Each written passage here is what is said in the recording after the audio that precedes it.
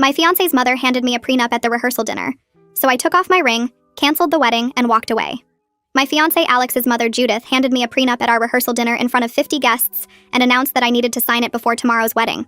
Alex looked confused and asked what she was talking about because we'd already discussed not having a prenup months ago. Judith said she'd taken the liberty of having one drawn up because someone needed to protect her son's interests since he was too blinded by love to think clearly. She said the document was standard and would ensure I couldn't take advantage of the family's money when things inevitably went south. She actually used those words, when not if, like our divorce was already planned. The prenup was 60 pages long and basically said I'd get nothing if we divorced for any reason, including infidelity on Alex's part. It said any children would automatically stay with Alex because he had better financial resources. It said I couldn't work for any competing companies to Alex's family business ever, even after divorce.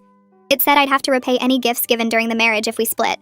It even said I couldn't gain weight beyond 20 pounds, or it would be considered breach of contract. Judith stood there smiling while everyone read over my shoulder and said this was just smart business, and any reasonable woman would sign it. Alex grabbed the papers and started reading, his face getting redder with each page. He asked his mother what she was thinking, and she said she was thinking about protecting the family legacy from gold diggers. She looked right at me when she said gold diggers, even though I made more money than Alex and had paid for most of our wedding myself. She said women like me always showed their true colors when asked to sign reasonable agreements, and if I really loved Alex, I'd sign without hesitation. Our families were stunned into silence while Judith kept talking about how she'd seen too many good men ruined by calculating women. She said she'd hired a private investigator to look into my background, and while she hadn't found anything yet, that just meant I was better at hiding things. She said the prenup was non-negotiable, and if I refused to sign, the wedding was off because she wouldn't let her son make such a huge mistake. She'd already called the vendors to put them on standby for cancellation. Alex stood up and told his mother she had no right to do this. Judith said she had every right as the woman who raised him and funded his entire life. She reminded him that she controlled his trust fund until he was 35 and could make his life very difficult if he married the wrong person. She said I'd already started changing him, making him soft and emotional when he used to be focused on success. She claimed I was isolating him from his family, when really she meant I'd encouraged him to set boundaries with her controlling behavior. My parents were furious, and my father asked Judith who she thought she was to insult his daughter like this. Judith said she was protecting her bloodline from dilution and wouldn't apologize for being a good mother. She said my parents should be grateful their daughter was marrying up, and the prenup was generous considering I brought nothing to the marriage except debt from student loans. I actually laughed at that because I'd paid off my loans 2 years ago while Alex was still paying his. Judith demanded to know what was funny, and I said the whole situation was hilarious because she'd just saved me from marrying into her family. I thanked her for showing me exactly what my life would be like with her as a mother-in-law, and said the wedding was definitely off, but not because I wouldn't sign her prenup. I said it was off because no amount of love for Alex was worth dealing with her for the next 40 years. I took off my engagement ring and put it on the table next to the prenup. Alex begged me to reconsider and said we could work this out. I asked him if he was willing to cut his mother out of our lives completely, and he hesitated. That hesitation told me everything I needed to know. I said he needed to decide if he wanted to be a husband or remain his mother's little boy forever. Judith started screeching that I was manipulating her son, and this proved she was right about me. The rehearsal dinner ended with me walking out, my family following, and Alex standing between his mother and the door looking lost. The next morning, which should have been our wedding day, I sent messages to all the guests explaining that the wedding was canceled due to irreconcilable differences with Alex's family. I didn't give details, but enough people had witnessed the rehearsal dinner that word spread quickly about what Judith had done. The vendors were furious when they found out Judith had called them preemptively about cancellation, because it showed she'd planned this ambush. Several refused to refund her deposits since she'd acted in bad faith. The wedding venue sued her for the full amount since she'd technically breached contract by sabotaging the event. Within a week, Judith's reputation in their social circle was destroyed, because everyone was talking about how she'd humiliated her son's fiancé with a surprise prenup at the rehearsal dinner. I woke up in my childhood bedroom and stared at the ceiling with the glow-in-the-dark stars I'd stuck up there when I was 12. My phone sat on the nightstand buzzing every few minutes with new messages and calls. I picked it up and saw 63 notifications, most of them from Alex begging me to call him back or just talk for 5 minutes. I couldn't make myself open any of the texts, because seeing his words would make everything hurt worse than it already did. My mom knocked softly and came in with coffee in my favorite mug from high school, the one with the chipped handle that said, "World's okayest daughter," that Otto had given me as a joke. She sat on the edge of my bed and didn't say anything, just handed me the coffee and waited while I tried to figure out how to explain what I was feeling. The wedding was supposed to happen today, and instead I was back in my childhood room surrounded by old posters and stuffed animals, drinking coffee and trying not to cry. My mom finally asked if I wanted to talk about it, and I shook my head because talking would make it real in a way I wasn't ready to handle yet. She squeezed my hand and said she'd be downstairs when I was ready, then left me alone with my coffee and my phone that wouldn't stop buzzing with messages I couldn't read. Talia showed up around noon with bags of Chinese takeout and 2 bottles of wine, kicking my bedroom door open with her foot because her hands were full. She dumped everything on my bed and announced we were going to deal with the practical stuff today because putting it off would just make everything worse. We sat cross-legged on my bed with containers of lo mein and fried rice spread between us while she pulled out a notebook and started making a list of everything that needed handling. The apartment lease I shared with Alex was in both our names and had 8 months left on it. All my stuff was still there, mixed in with his stuff and our stuff. 3 years of living together packed into 900 square feet. The honeymoon tickets to Costa Rica were non-refundable and left in 2 weeks. The wedding gifts people had already sent needed to be returned with notes explaining why. My name was on half the utilities and the internet bill and the joint checking account we'd opened to pay for wedding expenses. Talia wrote everything down in her neat handwriting while I just sat there feeling sick about how complicated breaking up actually was when you'd been planning to get married. She took my phone and started answering calls from vendors asking about final payments and delivery schedules, telling them in her professional voice that the wedding was canceled and they should direct all questions to the groom's family. I picked at my food and listened to her handle everything because I couldn't make my brain work well enough to deal with any of it myself. The wedding planner called Talia's phone since I wasn't answering mine and put the call on speaker so we could both hear. She had an update that actually made me feel slightly better about the whole disaster. 3 of the major vendors were refusing to refund Judith's deposits because her preemptive cancellation calls counted as breaking the contract on her end. The florist had already ordered $2,000 worth of flowers based on our confirmed order, and Judith calling to put them on standby meant she'd interfered with their business relationship with us. The caterer had purchased all the food for our reception and now had to scramble to either use it or lose it, so they were keeping their $8,000 deposit as damages. The venue was actually moving forward with a lawsuit against Judith for the full contract amount of $35,000 because she'd basically sabotaged an event she'd legally committed to hosting by calling them before I'd even made my decision. The wedding planner explained that vendors take these contracts seriously, and Judith trying to control the situation before it was actually canceled gave them grounds to refuse refunds. She said she'd never seen anything like it in 15 years of planning weddings. Someone actually calling vendors to threaten cancellation while the bride and groom were still at the rehearsal dinner. I felt a mean little spark of satisfaction knowing that Judith's need to control everything was finally costing her real money instead of just costing other people their peace of mind. Otto showed up that evening with his pickup truck and a bunch of empty boxes in the back. He walked into my room and said we were getting my stuff out of the apartment today before things got messier or more complicated. I started to say maybe we should wait or I should talk to Alex first. But Otto cut me off and said waiting would just make it harder, and I needed my things out of there so I could start moving forward. I was grateful he wasn't asking if I was sure about the breakup, or suggesting maybe I should reconsider, or telling me that all couples have problems.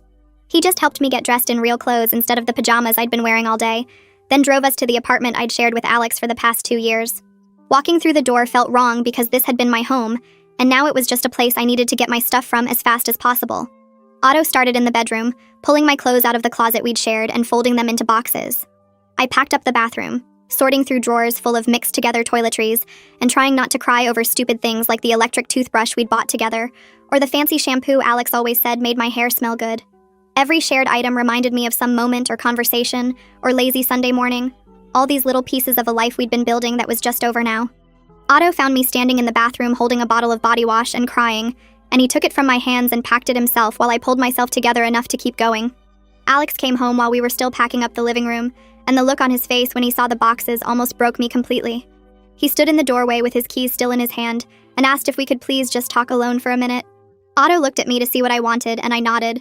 So he stepped outside, but I could see him through the window staying close to the door in case I needed him. Alex sat down on the couch and said his mother had agreed to apologize to me and promised to stay completely out of our lives if I'd reconsider calling off the wedding.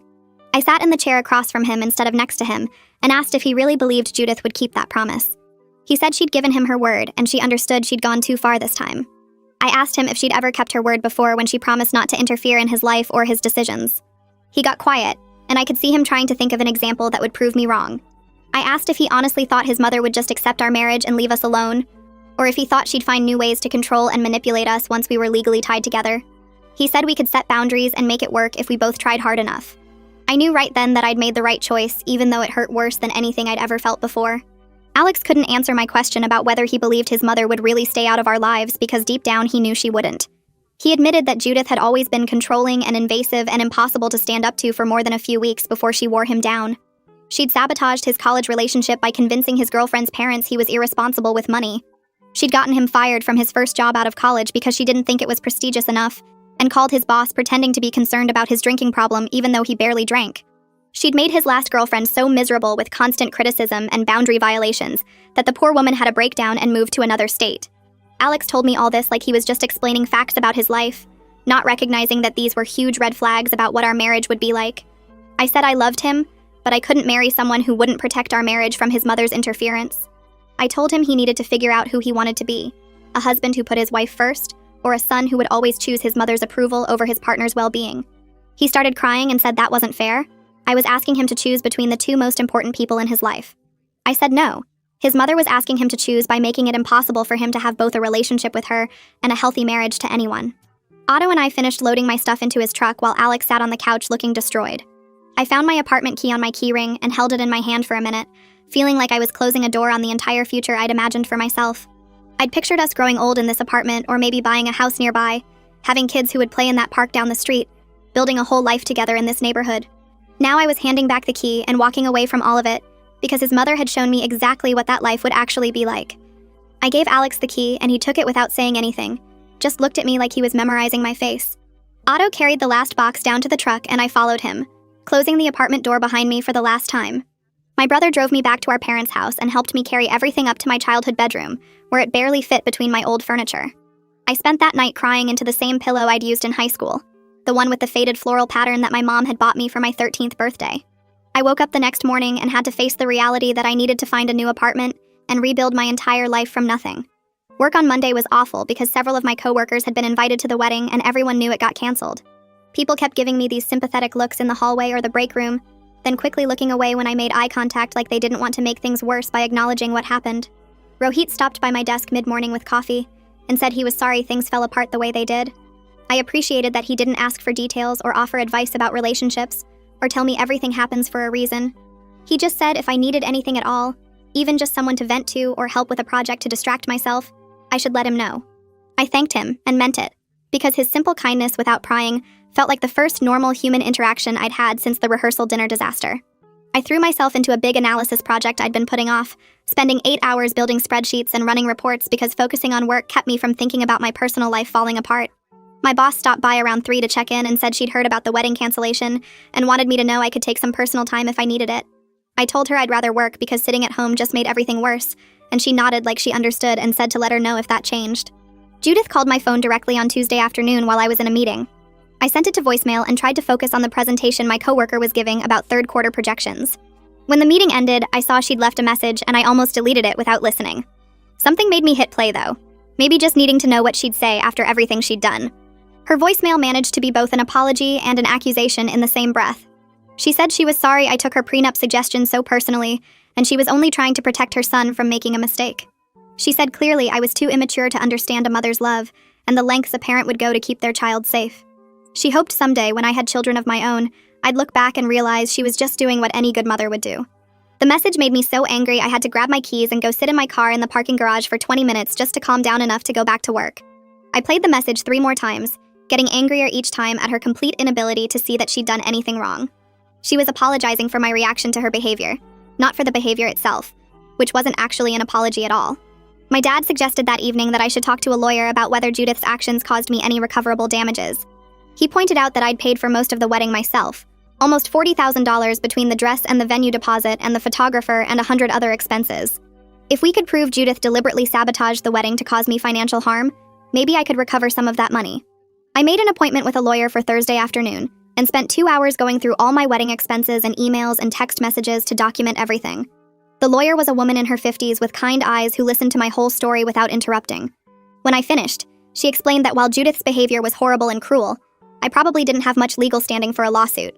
I'd have to prove she intentionally sabotaged the wedding specifically to cause me financial harm, not just that her behavior led to the cancellation. Since I was the one who technically called off the wedding by walking out, it would be hard to argue that Judith caused my damages rather than my own choice causing them.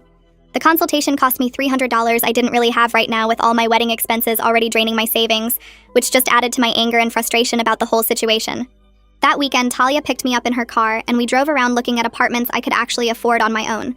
The first place had mold in the bathroom and a landlord who kept staring at my chest while he showed us around. The second place was nice, but wanted first month, last month, security deposit, and a pet deposit even though I don't have pets, which added up to more than I had in my checking account. The third place was a 1-bedroom on the second floor of an older building with carpet that had seen better days and a kitchen the size of a closet. But the rent was $800 a month and the landlord seemed normal. I filled out the application right there while Talia looked in the cabinets and tested the water pressure. The landlord called my references that same afternoon, and by Monday I had approval to move in on the 1st of next month. I signed the lease in his office and handed over a check for the security deposit that my parents had transferred into my account that morning, and when I walked out with my copy of the lease, I felt like I might throw up. This was real now. This was my apartment, just mine. Proof that the life I'd planned with Alex was actually over, and I was starting from scratch. Talia took me out for ice cream after and told me this was a good thing, even though it didn't feel good yet. That having my own place meant I could build exactly the life I wanted without compromising. I wanted to believe her, but mostly I just felt sad and scared about living alone for the first time in 3 years. 2 weeks after the canceled wedding, my phone buzzed with a text from Alex asking if we could meet for coffee to talk. I stared at the message for 10 minutes, trying to decide if I should ignore it or block his number or what. And then I texted back that we could meet Thursday at 3 at the coffee shop near the library. Part of me knew this was stupid and I should just move on. But another part of me needed to see him one more time. Needed to know if he'd figured anything out, or if he was still the same guy who hesitated when I asked if he'd cut his mother out. Thursday came and I got there 5 minutes early, ordered my usual latte, and sat at a table by the window where I could see him coming. He walked in looking terrible, like he hadn't been sleeping much, with circles under his eyes and his hair longer than he usually kept it. He ordered black coffee and sat down across from me and immediately started talking about how much he missed me, how the apartment felt empty without me, how he kept forgetting I wasn't there and would turn to tell me something before remembering I was gone. I listened without saying much, and watched his hands shake a little when he picked up his coffee cup. Alex told me he'd been setting boundaries with his mother, and she was starting to understand she went too far with the prenup thing. I asked him what boundaries specifically, and he said he wasn't taking her calls every day anymore, and he'd told her she needed to apologize to me. I asked how she responded to that, and he got vague, saying she was processing everything and coming around slowly. I asked if he'd told her he wouldn't have a relationship with her unless she respected his choices, and he said he was working up to that conversation. I asked if he was still working at the family business, and he said yes, but he was thinking about looking for other jobs. I asked if he'd moved out of the apartment his parents helped him pay for, and he said not yet, but he was considering it. Every answer he gave me was soft and conditional, full of words like thinking and considering and working toward, and I realized he was still in the exact same place he'd been at the rehearsal dinner. When I pointed this out, he got defensive and said I wasn't being fair about how hard this was for him, that I didn't understand what it was like to have a mother like Judith, that he was doing the best he could. I said I knew it was hard, but avoiding her calls wasn't the same as setting real boundaries, and thinking about maybe looking for another job wasn't the same as actually reducing his financial dependence on his family. I put my coffee down and looked at Alex and told him I needed him to understand something important. I said I didn't walk away because of one terrible prenup or one awful rehearsal dinner. I walked away. Because when I asked if he'd cut his mother out of our lives completely, he hesitated, and that hesitation told me everything I needed to know about what our marriage would be like. I said he was still hesitating now, still trying to find some middle ground where he could keep both his mother and me happy, and that middle ground didn't exist because his mother would never accept me and would never stop trying to control his life. I said I loved him, but I couldn't marry someone who wouldn't protect our relationship from his mother's constant interference, and until he was ready to make real changes and not just talk about maybe making changes someday, we didn't have a future together. He looked like I'd hit him and said he was trying so hard, and it wasn't fair that I was giving up on him. I said I wasn't giving up on him. I was choosing myself, and those were two different things. We sat there in silence for a few minutes, and then he asked if there was anything he could do to change my mind. And I said no, not unless he was ready to cut his mother out completely starting today, and we both knew he wasn't ready for that. He walked out looking destroyed, and I sat there alone finishing my coffee and feeling completely drained, like that conversation had taken every bit of energy I had left. Moving day came, and Otto showed up with his truck to help me transport my stuff to the new apartment. Most of what Alex and I had collected together stayed with him because it was his family's furniture, or things his mother had bought for us, which meant I was moving in with just my clothes, my books, my laptop, and a few kitchen items I'd brought to the relationship. The apartment looked empty and depressing with just my boxes stacked in the corners, and no furniture except the cheap bed frame I'd ordered online. Otto helped me assemble a bookshelf from the discount store and a small table with 2 chairs, and Talia showed up later with some throw pillows and a plant and a framed print for the wall to make it feel less like a prison cell. That first night, I sat on the floor eating pizza straight from the box because I didn't have a couch yet, and I looked around at my sad little apartment and wondered if I'd made a huge mistake throwing away a relationship over family drama. Maybe I should have tried harder to make it work with Alex. Maybe I should have been more patient while he figured out how to deal with his mother. Maybe I was being too harsh expecting him to choose between us. The thoughts spiraled in my head until I felt sick, and had to remind myself that his hesitation at the rehearsal dinner had told me everything I needed to know. That I deserved someone who would choose me without hesitating. That being alone was better than being in a relationship where I'd always come second to his mother. 3 weeks after the canceled wedding, my mom forwarded me a social media post from someone named Carol Winters, who was apparently one of Judith's close friends. The post didn't name me directly, but it was obviously about me, talking about entitled young women these days who don't appreciate generous families and make impulsive decisions that ruin good men's lives. It said some women only care about money and status, but when asked to sign a reasonable prenup, they show their true colors and run away. The post had dozens of comments from other people in Judith's social circle, all agreeing and sharing similar stories about gold diggers and ungrateful women who didn't know a good thing when they had it. I read through the comments feeling my face get hot with anger and shame, seeing strangers discuss my failed relationship like they knew anything about what happened. My mom called right after she sent it and said she was furious that these people were spreading lies about me, and I said I was more than furious. I was humiliated that Judith was running a whole reputation campaign to make me look bad.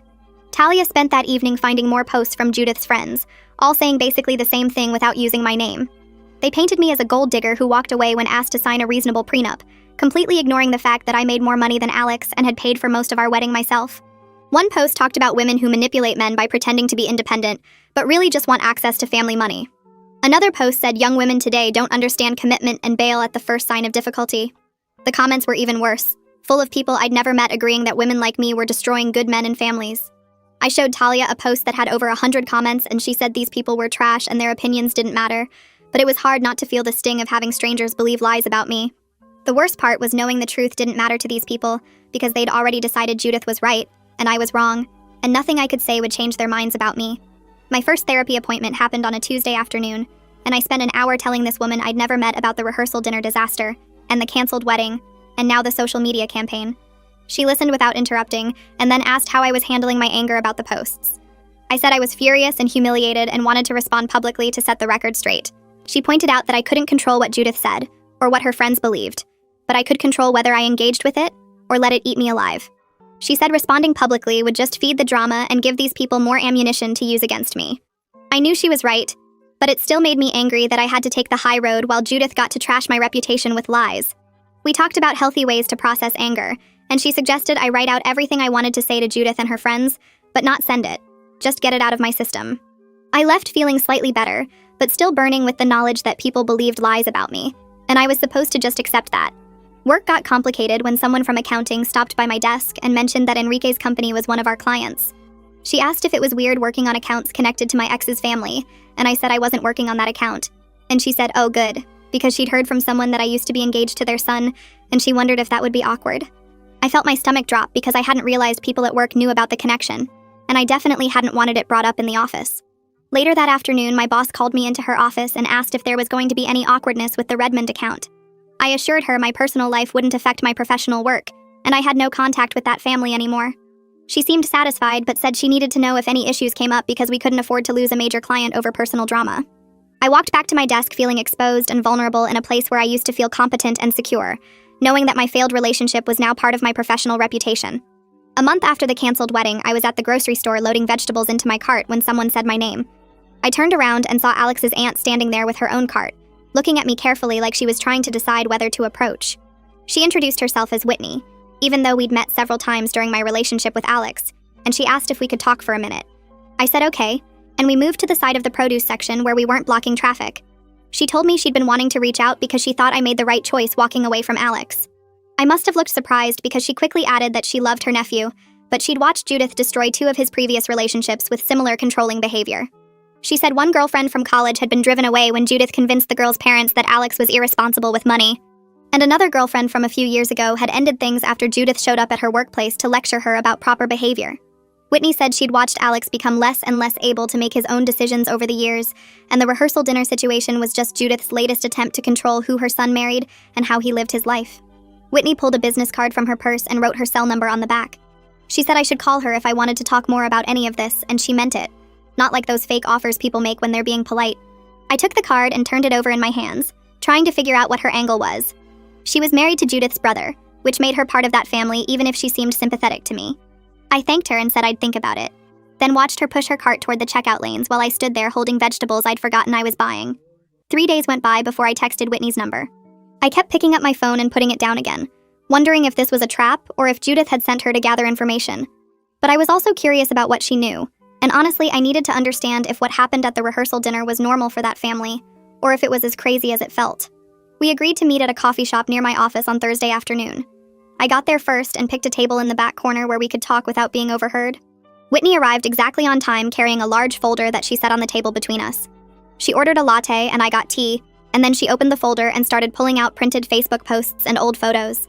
She said she'd been documenting Judith's behavior for years because she thought someone needed to keep a record of it. The first story she told me was about a girl named Rebecca, who dated Alex in college. Rebecca came from a normal middle-class family and was studying engineering on a scholarship.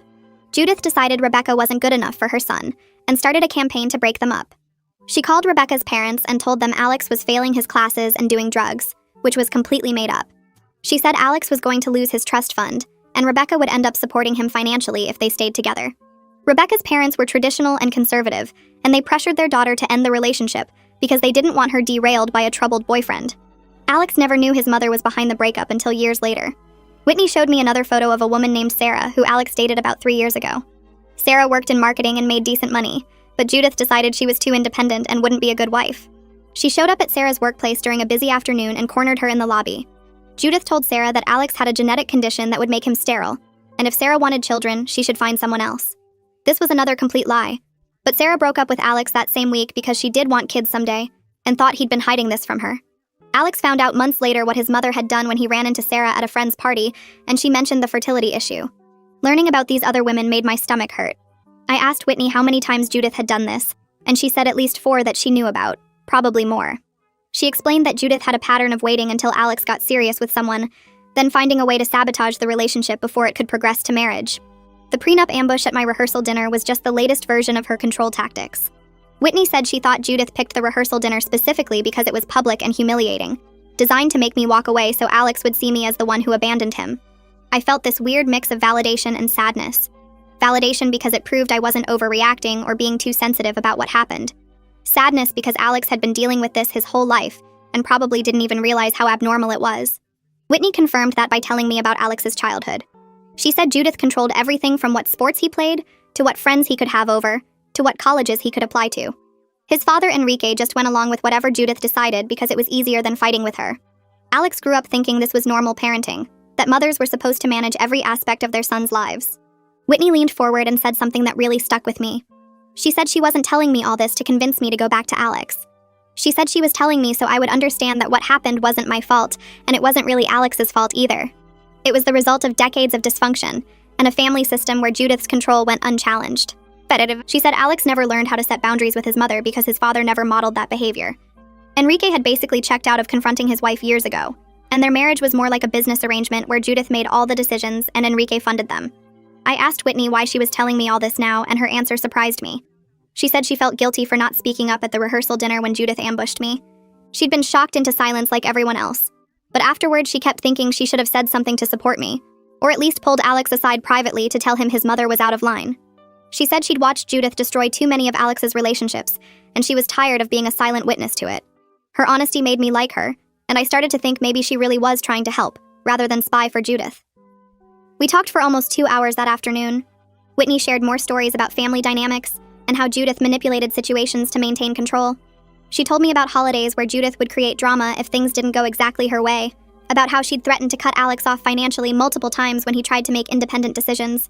She showed me text messages where Judith berated Alex for minor things like not calling her every single day or choosing to spend time with friends instead of family dinners. By the end of our conversation, I understood that Alex was trapped in a system he didn't know how to escape. 6 weeks after the canceled wedding, I was in my new apartment on a Saturday morning making breakfast when someone knocked on my door. I wasn't expecting anyone and I was still in pajamas, so I checked the peephole before opening it. Alex stood in the hallway holding a coffee cup and looking nervous. He was dressed better than he'd been at our coffee meeting weeks ago, wearing actual jeans and a nice shirt instead of the rumpled clothes he'd had on before. I stood there for a minute trying to decide if I should open the door, then finally unlocked it and let him in. He apologized for showing up without calling first, and said he'd been working up the courage to come by for days. I gestured for him to sit on my couch, and I took the chair across from him, keeping physical distance between us. He set the coffee on my table and started talking about therapy. He said he'd been going twice a week for the past month, working specifically on his relationship with his mother and learning to set boundaries. He talked about how his therapist had helped him see patterns in his behavior, how he'd always prioritized his mother's feelings over everyone else's, including his own. He said he finally understood what I'd been trying to tell him at the rehearsal dinner about choosing between being a husband and being his mother's son. Alex spent almost an hour telling me about the work he'd been doing. He'd made a list of all the times his mother had interfered in his life and relationships. He'd practiced saying no to her in therapy sessions. He'd even confronted her about the prenup ambush and told her it was unacceptable. He said his mother hadn't taken it well, and they'd had a huge fight where she accused him of being brainwashed by therapy and ungrateful for everything she'd done for him. But he'd held firm and told her he wouldn't have a relationship with her unless she apologized to me and respected his choices going forward. The part that really got my attention was when he said they hadn't spoken in 2 weeks. He told me this was the longest he'd ever gone without talking to his mother, and it was hard, but also necessary. He looked at me with this hopeful expression and asked if there was any chance we could try again. Not jump back into being engaged, but maybe start over with dating and rebuilding trust. He said he genuinely believed he'd changed, and he understood now what had been wrong before. I could see he meant it, that he really did think he'd made progress and fixed the problems that broke us up. I told him I needed time to think about it, which was true. But even as I said it, I was noticing things about his story that bothered me. All his talk about setting boundaries was about what he'd told his mother, not about what he'd actually done to restructure his life. He was still working at the family business, still financially dependent on his trust fund that she controlled, still living in an apartment his parents owned. He hadn't made any concrete changes that would make his boundaries sustainable long-term. It felt like he'd made emotional progress in understanding the problem, but he hadn't made practical progress in solving it. After Alex left, I sat on my couch for a while just processing everything he'd said. Then I called Talia, because I needed to talk it through with someone who knew me well enough to ask hard questions. She came over that evening with Thai food and wine, and I told her about Alex's visit and his request to try again. She listened carefully while I explained all the therapy work he'd been doing and how he seemed genuinely different. Then she asked me the question I'd been avoiding asking myself. She said I needed to figure out if I actually wanted to get back together with him, or if I just missed having a partner and felt guilty about his pain. I didn't have a good answer for her, which probably was an answer itself. I told her I needed more time to think before making any decisions. Talia said that was smart and reminded me that I didn't owe Alex anything just because he was working on himself. She pointed out that him doing therapy was great for him regardless of whether we got back together, and I shouldn't feel pressured to give him another chance just because he was making changes he should have made years ago. We spent the rest of the evening watching bad movies and not talking about Alex, which was exactly what I needed. 2 months after the canceled wedding, my company's annual review cycle happened. I met with my boss and got excellent marks across the board in every category. She said my work had been consistently strong and she was impressed by how I'd handled some difficult client situations. The positive review reassured me that the Redmond family connection hadn't hurt my professional reputation the way I'd worried it might. Later that week, Rohit stopped by my desk and mentioned something that made my blood boil. He said he'd heard through the office gossip network that someone from the Redmond account had tried to make negative comments about me to my boss. Apparently they'd called and said I had personal issues that might affect my work quality. My boss had shut it down immediately and told them my personal life was completely irrelevant to my professional performance. She'd also apparently told them that if they had concerns about any employee, they needed to go through proper HR channels, not make vague accusations and phone calls. I was grateful for that protection, but furious that Judith was now trying to sabotage my career on top of everything else she'd done. I decided to be proactive about the reputation damage instead of waiting to see what other problems Judith might cause. I scheduled lunch with 3 coworkers who'd been invited to the wedding, people I worked with regularly who might have heard rumors or wondered what happened. Over salads and sandwiches, I gave them a brief professional version of what went down. I explained that Alex's mother had presented an unacceptable prenup at the rehearsal dinner, with terms I couldn't agree to, and I'd decided I couldn't marry into that family dynamic. I kept it factual and unemotional, focusing on the incompatibility rather than attacking Judith or making myself look like a victim. Most of them were supportive and understanding. One woman shared her own story about a difficult mother-in-law who'd made her early marriage really hard. Another guy talked about how his sister had called off a wedding 2 days before because of family issues, and it had been the right choice even though it was painful. Having these conversations made me feel less alone and less worried about what people at work thought of me. It also felt good to control my own narrative instead of letting Judith's version be the only story people heard. The following week, Talia convinced me to try something completely new. She said I needed to meet people outside of my existing circles, get involved in activities that had nothing to do with work or the wedding or any of that drama. She'd joined a recreational volleyball league that played on Wednesday nights and thought I should come try it out. I told her I was terrible at volleyball and hadn't played since high school gym class, but she said that was the whole point. It was recreational, not competitive, and the team was friendly and just wanted to have fun. I showed up to the first practice feeling awkward and out of place. The team was a mix of people in their 20s and 30s, some who were decent at volleyball and some who were as bad as me. We did drills and scrimmages for 2 hours, and I spent most of that time either missing the ball completely or hitting it in the wrong direction. But nobody cared or made me feel bad about it. They just laughed and encouraged me to keep trying. By the end of the practice, I was sweating and tired and my arms hurt, but I also felt good in a way I hadn't felt in months. For 2 hours, I'd just been a person playing a game, not someone processing a canceled wedding or dealing with family drama. It was exactly what I needed. I kept going to volleyball practice every week, and by the third session, I was starting to get the hang of serving without hitting the ball into the net. The team welcomed me like I'd been there forever, and nobody asked about my personal life or why I suddenly had so much free time on Wednesday nights. One of the guys on the team invited everyone out for drinks after practice, and I went along, feeling like maybe I could be a normal person doing normal things again. We sat at a bar talking about nothing important, and I realized I was laughing at jokes and not thinking about Alex or the wedding for whole stretches of time. It felt like progress, even though I knew I still had a long way to go before I'd really moved on from everything that happened. 10 weeks after the canceled wedding, a thick envelope arrived at my apartment with a law firm's return address I didn't recognize. I opened it standing in my kitchen and found a formal letter on expensive letterhead, demanding that I return various gifts the Redmond family had given me during my relationship with Alex. The letter included an itemized list that made my blood pressure spike as I read through it. They wanted back the diamond earrings Judith gave me for my birthday, a pearl necklace from Christmas 2 years ago, the laptop Enrique gave me. When mine died last year, a designer handbag Alex bought me for our anniversary, and several other items totaling about $15,000 according to their calculations. The letter threatened legal action if I didn't comply within 30 days, and was signed by some lawyer whose name I didn't recognize. I read it 3 times trying to figure out if this was actually happening, if Judith was really so bitter about me walking away that she was now trying to take back gifts from years ago. The letter made it clear this was her new strategy for punishing me since she couldn't control Alex anymore, or force me to sign her terrible prenup. I put the letter down on my counter and just stood there feeling a mix of rage and disbelief that she was still coming after me months after I'd already walked away from her son and her family. I called my lawyer the next morning and read her the entire letter over the phone. She asked me to scan it and send it to her office so she could review the specific language and the list of items they were demanding back. I spent my lunch break at work dealing with this instead of actually eating, scanning documents at the office printer while trying not to let my coworkers see how stressed I was. My lawyer called me back that afternoon and explained that legally, gifts given during a relationship generally don't have to be returned unless they were explicitly conditional on marriage. She said the engagement ring would normally be returned since it's a conditional gift, but I'd already given that back at the rehearsal dinner in front of 50 witnesses. The other items on Judith's list were birthday gifts, Christmas presents, and things given during the normal course of our relationship without any stated expectation that they'd be returned if we broke up. My lawyer said Judith's lawyer was probably just trying to intimidate me or hoping I'd give in to avoid the hassle of fighting back. She advised me to let her respond through her office, declining to return the items and explaining the legal basis for keeping them. The whole thing would cost me another few $100s in legal fees, but my lawyer said it was worth it to establish that I wasn't going to roll over every time Judith decided to harass me. The legal threat from Judith made me angry in a way that actually clarified my thinking about Alex's request to try again.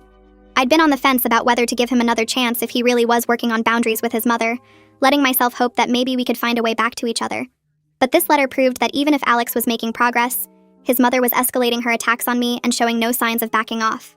Getting back together with him would mean signing up for years more of this kind of harassment, legal threats, and attempts to make my life miserable. I couldn't do that to myself no matter how much I still had feelings for Alex. I sat in my apartment that evening staring at my phone and finally texted him a message I'd been avoiding sending. I told him I appreciated his efforts to work on boundaries, and I could see he was trying, but I couldn't be in a relationship where his mother was actively trying to hurt me. I said unless he was willing to go completely no contact with Judith, we didn't have a future together because I couldn't spend my life defending myself from her attacks. I hit send before I could change my mind and then put my phone down and waited for his response. Alex's reply came through about an hour later, and it was a long message that basically confirmed everything I already knew. He said he couldn't cut his mother out completely because she was still his mother, and family was important to him. He wrote several paragraphs about how he understood why I was upset, but I was being unreasonable to demand he choose between us. He said he was hurt that I wouldn't acknowledge the progress he'd made in therapy and setting boundaries. He reminded me that he'd stood up to her multiple times since the rehearsal dinner and was working really hard to change their relationship. His message made it clear that he wanted me to accept a version of him that included his mother's presence in our lives, just with better boundaries than before. He thought that should be enough and couldn't understand why I needed him to go completely no contact. Reading his response made me sad, but also relieved because it proved I was making the right choice. He was never going to be able to give me what I needed, which was a partner who would protect our relationship from his mother's interference without me having to constantly ask for it. I wrote back a short message saying I understood his position, but it wasn't compatible with what I needed, and I wished him well. Then I did something I should have done weeks ago. I blocked Alex's number after that exchange because I needed to stop having the same conversation over and over. Every time we talked, he tried to convince me that his incremental progress should be enough, and I tried to explain why it wasn't, and we just went in circles without getting anywhere. Blocking him felt harsh but also necessary for my own mental health and ability to move forward. I called Talia right after I did it and told her what happened with the gift demand letter and my final conversation with Alex. She said she was proud of me for choosing myself over a relationship that would have made me miserable, and she insisted on taking me out for a nice dinner that weekend to celebrate. We went to this Italian place we both loved, and she ordered a bottle of wine even though it was expensive. We toasted to dodging bullets, and she made me laugh with increasingly ridiculous descriptions of what my life would have been like as Judith's daughter-in-law. She painted a picture of me having to get Judith's approval for every life decision, attending mandatory weekly dinners where Judith criticized everything I did, and eventually having kids that Judith would try to turn against me. By the end of her comedy routine, I was laughing so hard I was crying, and I felt lighter than I had in weeks. 3 months after the canceled wedding, I woke up one Saturday morning and realized I was starting to feel more like myself again. My apartment felt like home now that I'd decorated it with things I actually liked instead of compromising with Alex's taste. I'd established routines that were entirely mine, like making elaborate breakfasts on weekends and doing yoga in my living room before work. My job was going well, and my boss had pulled me aside the previous week to say I was considered for a promotion to senior analyst. The promotion would come with a significant raise and more responsibility, and I was excited about it in a way I hadn't been excited about anything in months. I was still processing grief and anger about how everything went down with Alex and his family, but I was also building a life that was fully mine without compromise. I didn't have to check with anyone about my plans or worry about whether my choices would upset Judith or cause problems with Alex. It was lonely sometimes, but it was also freeing in ways I hadn't expected. Whitney texted me out of the blue one afternoon asking how I was doing. I hadn't heard from her in a few weeks and was surprised she was reaching out. She said Judith's lawyer had contacted her asking her to provide a statement about gifts she'd witnessed the family giving me over the years. Whitney told me she'd refused and told the lawyer she thought the whole thing was petty and vindictive. She warned me that Judith was apparently obsessed with the idea that I'd somehow taken advantage of her family, and she wasn't going to let this go easily. Whitney said she'd heard through family gossip that Judith was telling everyone I was a gold digger who'd manipulated Alex and stolen from the family when I left. The fact that none of that was true didn't seem to matter to Judith or the people who believed her version of events.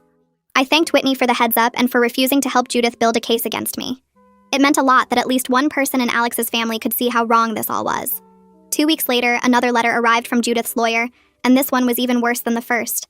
They were escalating the threats and adding new claims that I'd damaged property in the apartment I shared with Alex when I moved out. The letter listed scratches on hardwood floors, marks on walls, and missing items from the kitchen that they claimed I'd taken.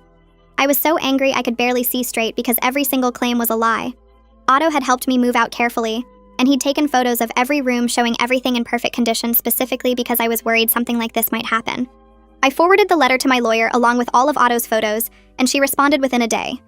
She sent a letter back to Judith's lawyer with the photos attached, showing everything in perfect condition, and she added that if Judith continued this harassment, we'd pursue a restraining order and file a countersuit for intentional infliction of emotional distress. My lawyer said the legal posturing was exhausting and expensive for everyone involved, but we needed to show Judith that I wasn't going to back down. Each letter cost me more money I didn't really have to spare, but my lawyer assured me it was worth it to establish boundaries. My therapist helped me work through my feelings about being trapped in this ongoing conflict with Judith, even though I'd walked away from Alex months ago. I told her I felt like I couldn't escape the Redmond family no matter what I did, that Judith was determined to make me pay for rejecting her son and her control. My therapist pointed out something that actually helped me reframe the whole situation. She said Judith's continued attacks were proof that I'd made the right decision about walking away. This was who Judith was, and what my life would have been like if I'd married Alex. The only difference was that now I was dealing with her harassment as a free person, instead of as her trapped daughter-in-law. That perspective helped me feel less like a victim, and more like someone who'd successfully escaped a bad situation. I started seeing the legal letters and threats as confirmation that I'd dodged something terrible, rather than as punishment for a choice I regretted. I started casually dating someone I met through volleyball, and it felt good to remember I was capable of connecting with new people. His name was Noah, and he was funny and easy to talk to, and he knew absolutely nothing about my canceled wedding or the Redmond family drama. I liked being able to just be present in the moment with him, without all that baggage weighing me down. We went to movies and tried new restaurants and played volleyball together twice a week. It wasn't serious, and we both knew that, but it helped me see that there was life after Alex and I didn't have to be defined by that failed relationship forever. Noah made me laugh and didn't ask complicated questions about my past, and that was exactly what I needed right now, while I was still healing from everything that happened. I was sitting at my desk 3.5 months after the wedding got canceled when my lawyer called. She sounded almost cheerful when she told me Judith had dropped the gift return demand. Her own lawyer apparently advised her that she had no legal standing, and continuing would just cost her money in legal fees she'd never recover.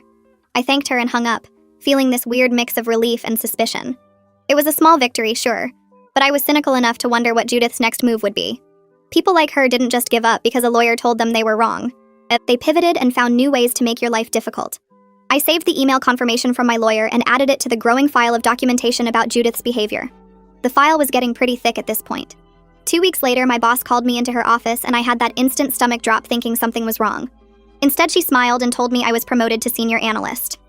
The raise was significant, enough that I could actually start rebuilding my savings after the wedding disaster had drained them.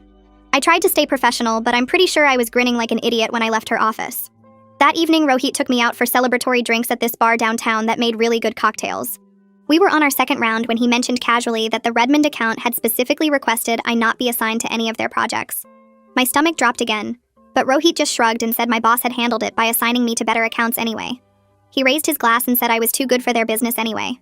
I clinked my glass against his and felt grateful that my professional life was moving forward, even while my personal life was still recovering from the wreckage.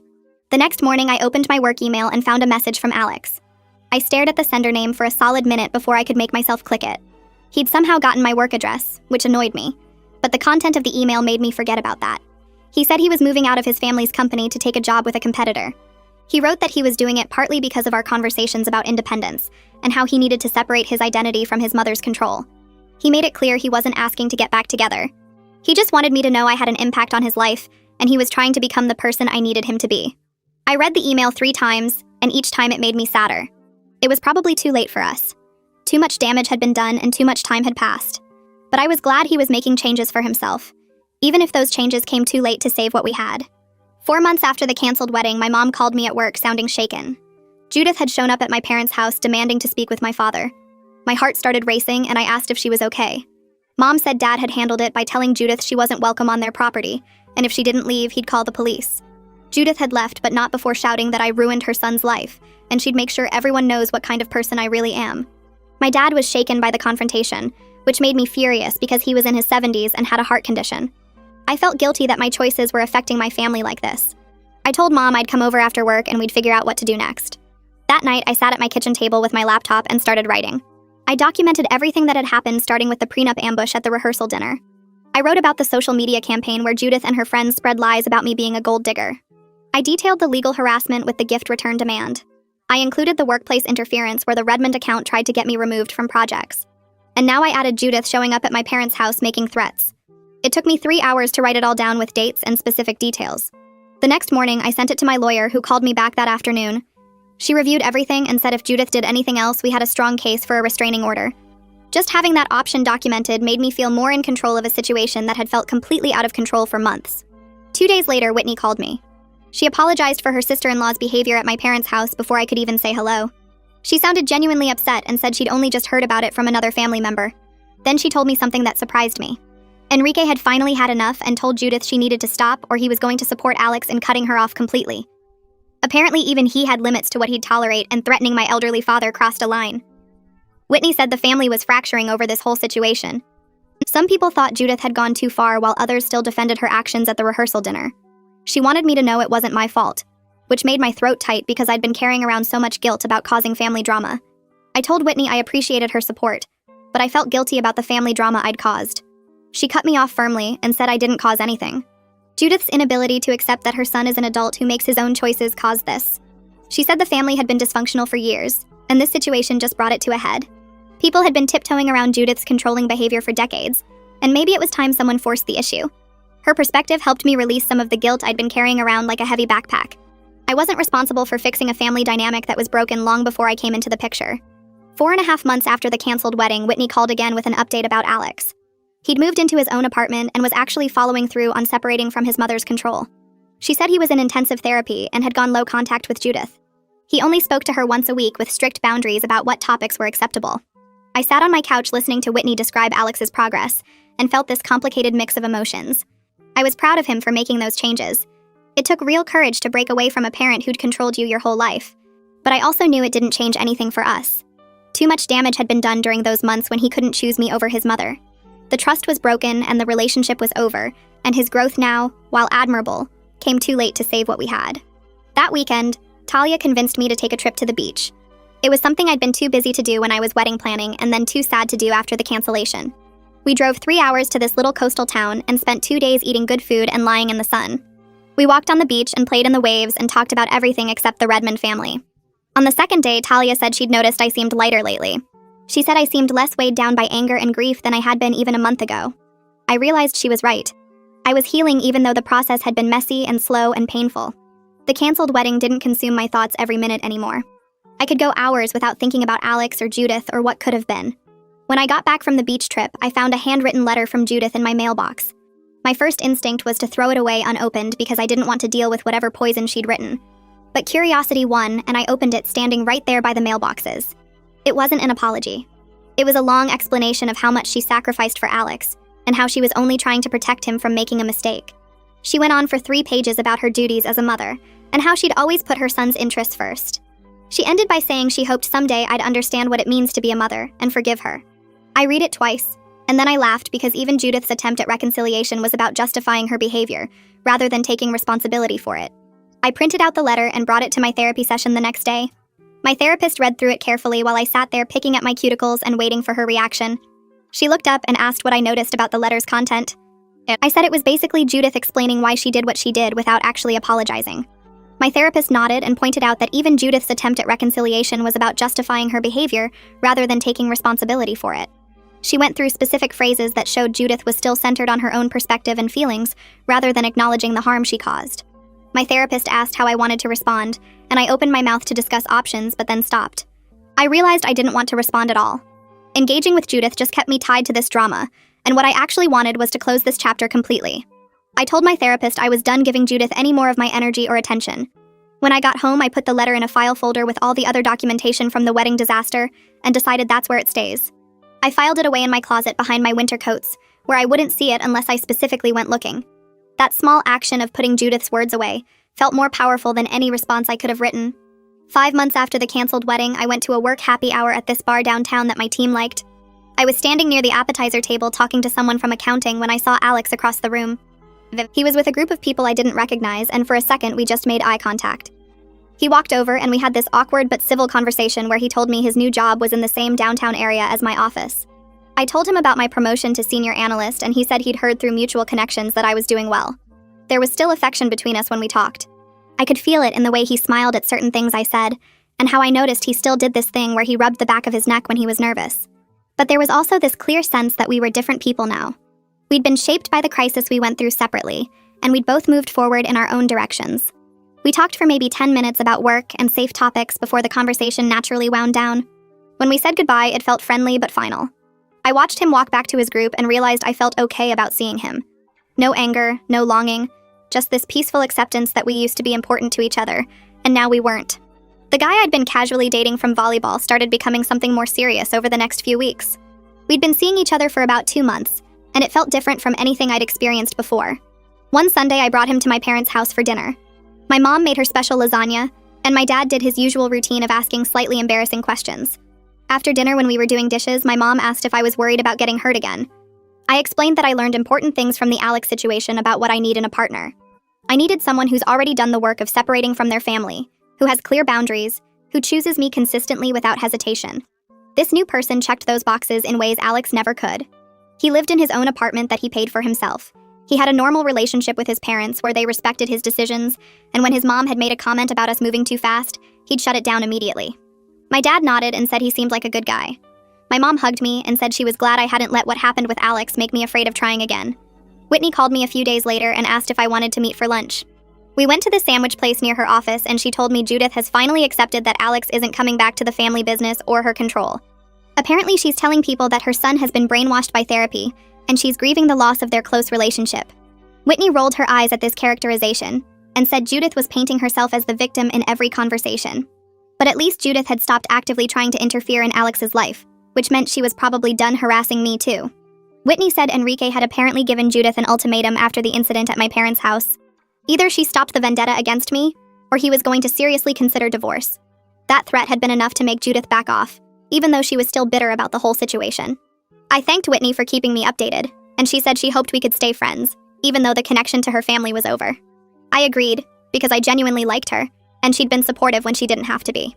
And I was getting ready for work one morning when I realized I hadn't thought about the canceled wedding or the Redmond family drama in several days. That felt like real progress. My life had filled up with new experiences and new relationships and new goals that had nothing to do with Alex or what could have been. I was focused on a big project at work that could lead to another promotion. I was playing volleyball twice a week and getting actually decent at it. I was seeing someone who made me feel valued without making me fight for basic respect. When I did think about the wedding disaster now, I felt sad about the time I lost, but grateful I got out before making a permanent legal commitment to that family dysfunction. The sadness was softer now, less sharp and consuming. It felt like something that happened to me rather than something that was still happening to me. 6 months after the canceled wedding, I had dinner at my parents' house on a random Tuesday. We were eating my mom's pot roast when my dad said he was proud of how I'd handled everything. He admitted he was worried after the rehearsal dinner that I'd be bitter or closed off to new relationships. But instead, I'd built a good life for myself and stayed open to new possibilities. My mom added that watching me choose self-respect over a relationship that would have diminished me was one of her proudest moments as a parent. She said a lot of people would have gone back to Alex out of fear or pressure, or just because it was easier than starting over. I felt myself getting emotional and had to blink back tears. I told them I couldn't have done it without their support and Otto's help moving my stuff, and just knowing they believed in my decision.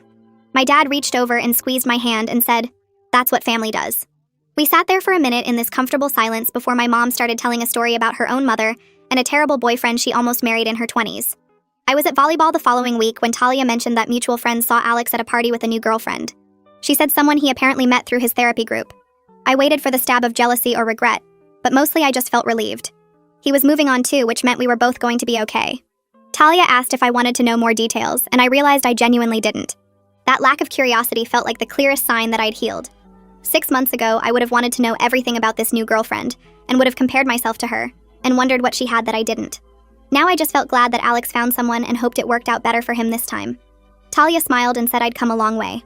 We went back to practicing our serves, and I felt lighter than I had in months. My relationship kept developing in healthy ways, and we started talking about moving in together eventually. Not immediately, but maybe in 6 months or a year when we'd been together longer. I was cautious because of what happened with Alex.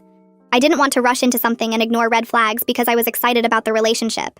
But I also noticed how different this felt. There was no family drama. There were no boundary issues. There was no sense that I was competing with anyone for his attention or loyalty. He met my family and they liked him, which mattered to me more than I expected it would. Otto pulled me aside after one dinner and said this guy seemed solid and way better than Alex ever was. My brother's approval meant something because Otto had seen me at my worst after the canceled wedding and knew what I'd been through. I got a text from Whitney saying that Alex got engaged to his new girlfriend. She said Judith was apparently being civil about it because Enrique threatened to divorce her if she interferes again. Whitney added that she hoped I was doing well, and she was grateful our paths crossed even under difficult circumstances. I wrote back wishing Alex happiness and meaning it. We weren't right for each other, but I hoped he found someone who fits better with his family situation, or maybe someone whose presence finally made him strong enough to set real boundaries with his mother. Either way, it wasn't my problem anymore, and I felt genuinely happy for him. That ability to wish him well without bitterness felt like the final piece of healing I needed. 6 months after the canceled wedding, I was sitting in my apartment working on a presentation for work. It was a regular Wednesday evening, and I had the windows open because the weather was nice. I looked up from my laptop and around my apartment at the life I'd built, the furniture I'd picked out myself, the photos on the walls from the beach trip with Talia and family dinners and volleyball games, the quiet space that was completely mine without compromise. I realized I was genuinely happy. Not in a dramatic everything is perfect way, but in a quiet, stable way where my life felt like it was mine, and I was building something real. The canceled wedding was devastating when it happened. Walking away from Alex hurt more than almost anything I'd experienced.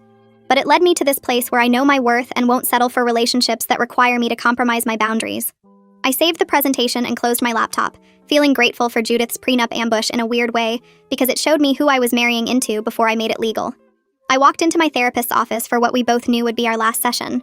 She smiled when I sat down and said she'd been thinking about how far I'd come since that first appointment 6 months ago, when I could barely talk about the rehearsal dinner without crying. We spent the hour reviewing everything I'd worked through, all the tools I'd developed for handling stress and setting boundaries. She told me she was impressed by how I'd handled everything, that walking away from Alex took real courage, surviving Judith's harassment took serious resilience, and rebuilding my life took genuine faith in myself. I thanked her for helping me see that choosing myself wasn't selfish. It was necessary, and she reminded me that I'd done all the hard work. She just helped me see what I was already capable of. When I left her office, I felt ready to keep moving forward without needing that weekly support anymore. The following Saturday, Talia texted me to come over to her place for what she said was just a casual hangout. I showed up in jeans and a t-shirt, completely unprepared for the 20 people crammed into her living room, holding drinks and wearing party hats. A banner across the wall read, 6 months of freedom, and I started laughing because of course Talia would throw me a party celebrating my canceled wedding. My volleyball team was there, several work friends, and Otto had driven in from 2 hours away. People took turns sharing toasts about my strength and resilience, telling stories about how I'd inspired them to set better boundaries in their own lives. I realized I had this whole community of support that had nothing to do with romantic relationships. People who valued me just for being me. Otto gave a speech about how proud he was of his little sister for knowing when to walk away, for choosing self-respect over a relationship that would have slowly destroyed her. I cried happy tears while everyone cheered, feeling more loved and supported than I'd felt in years. Talia brought out a cake she'd made herself, decorated with little fondant figures of a woman walking away from a church. Everyone gathered around singing while I stood there taking it all in, this life I'd built from the wreckage of my canceled wedding. As I leaned forward to blow out the candles, I thought about how different everything was from what I'd imagined 6 months ago. I wasn't married to Alex, wasn't part of the Redmond family, didn't get the wedding or the future I'd planned so carefully. But I had my self-respect intact, had genuine happiness that didn't depend on anyone else's approval, had a life built entirely on my own terms without compromise. The choice I made at that rehearsal dinner saved me from years of misery under Judith's control, and I was grateful every single day that I'd been strong enough to walk away. I blew out the candles and made a wish for continued courage to keep choosing myself, no matter what came next.